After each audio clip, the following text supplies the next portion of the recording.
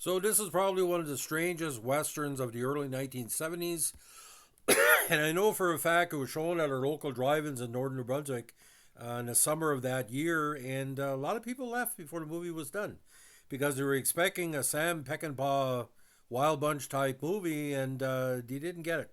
So the Ballad of Cable Hogue is a 1970 American Technicolor Western comedy film directed by Peckinpah and starring Jason Robards, Stella Stevens, and David Warner.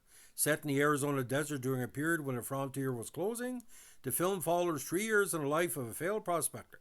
While unmistakably a Western, the movie is unconventional for the genre and for the director. It contains only a few brief scenes of violence and gunplay, relying more on a subtly crafted story that could be better characterized as comedic in nature. Now, in this one, sometime around 1905, Cable Hogue is isolated in the desert awaiting his partners, Taggart and Bowen, who are scouting for water.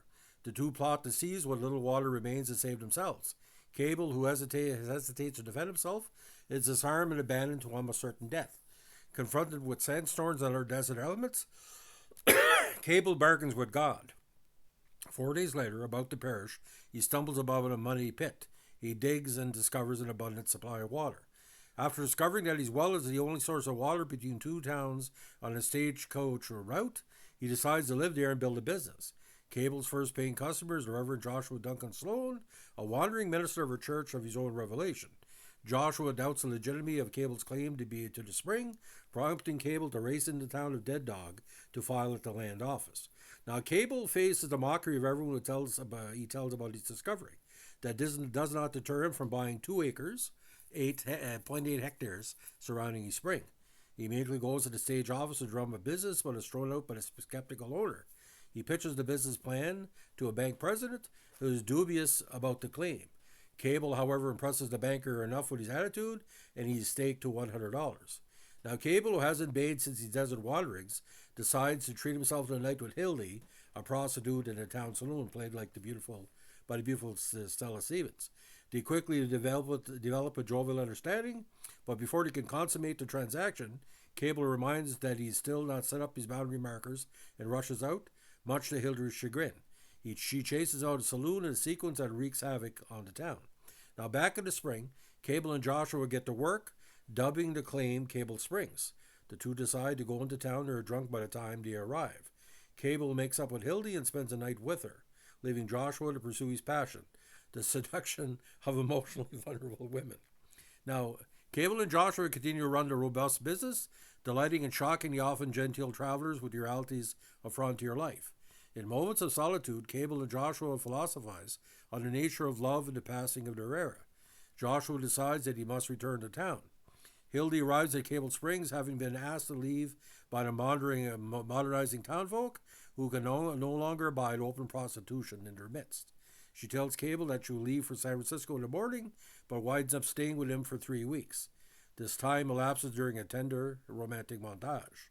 Joshua eventually wanders back to Cable Springs, having gotten into trouble with a married woman in Dead Dog, but leaves a few days after Hildy decides to continue on the way to San Francisco. Cable continues to run the establishment alone. Then one day, Taggart and Bowen arrive on the stagecoach. Cable lets them believe that he bears them no ill will, and he alludes to the huge stash of cash that he has hoarded, knowing that the two men will return to steal it. When they do, Cable outwits them by throwing rattlesnakes into the pit they have dug. When they surrender, he orders them to strip to their underwear to venture into the desert, just as he had been forced to do. Taggart, believing Cable will once again hesitate to defend himself, reaches for his gun, but Hogue shoots him dead. A motor car then appears, driving right past Cable Springs, with no need or interest in stopping for water. The drivers laugh at the archaic sense of Western violence as they race past.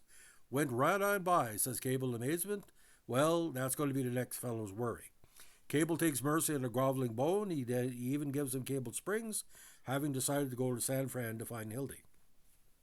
The stagecoach arrives and Cable gets ready to pack up when suddenly another motor car appears. This one does stop and Hildy emerges, opulently dressed. She's become prosperous by marrying a rich man who died in bed of a stroke, and now on her way to New Orleans has come to see if Cable is ready to join her. He agrees, but while he loads the motor car, he accidentally trips his brake. The car runs over him as he pushes Bowen out of the way. Joshua, arrives by a black motorcycle with a sidecar, gives a eulogy for Cable as he dies. This segues into a funeral with the cast standing mournfully over Cable's grave. They are grieving not only the death of the man, but the area he represents. The stagecoach and motorcar drive off in opposite directions. A coyote then wanders into the abandoned Cable Springs, but the coyote has a collar, possibly symbolizing the taming of the wilderness. Now, Peckinpah tried to make an art film in this. It did work to a certain extent, and even got a big write-up in Playboy magazine, I think Movies of 1970, but in a lot of ways it didn't really make any friggin' sense. Now, the cast included again Strutter Martin, always great, as Bowen, Slim Pickens as Ben Fairchild, L.Q. Jones as Taggart, Peter Whitney as Cushing, the great R.G. Armstrong as Quitner, Gene Evans as Cleet, William Mims as Jensen, Kathleen Freeman as Mr. Jensen, and of course Easy Pickings as Easy. Now, Sam Peckinpah followed his violent, critically acclaimed 1969 film The Wild Bunch with this mostly non-violent western, utilizing many of the same casts, including L.Q. Jones, and Strutter Martin, and crew members of The Wild Bunch. He shot on location in desert Nevada and Apache Land Movie Ranch, located in Apache Junction, Arizona. The production was plagued by poor weather, and Peckinpah's renewed alcohol consumption, his brusque firing of 36 crew members, delayed production. When unable to shoot due to weather conditions, the cast and crew would go to a local bar, eventually running up a tab of $770,000, thus the $3.7 million cost for the movie.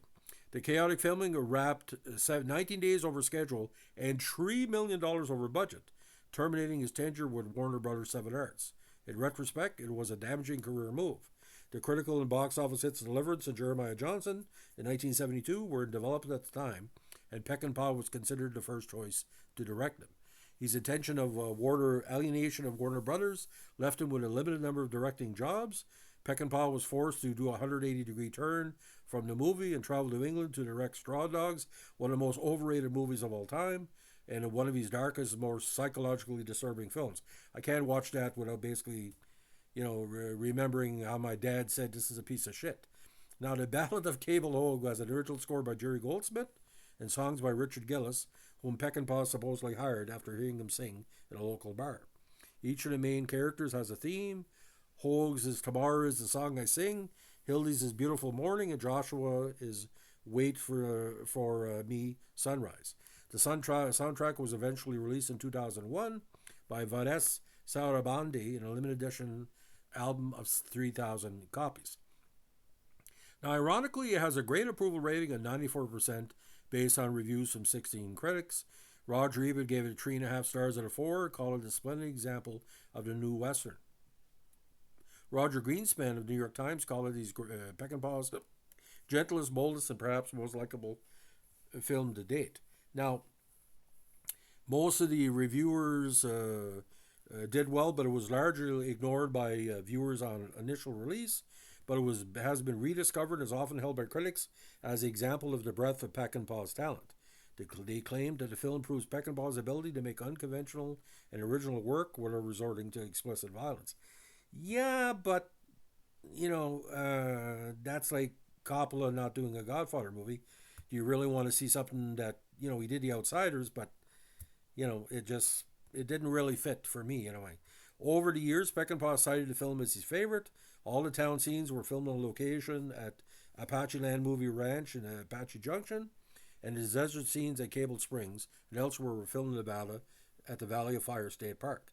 Now, critics have called the movie a Death of the West film, depicting the transition from old to modern civilization.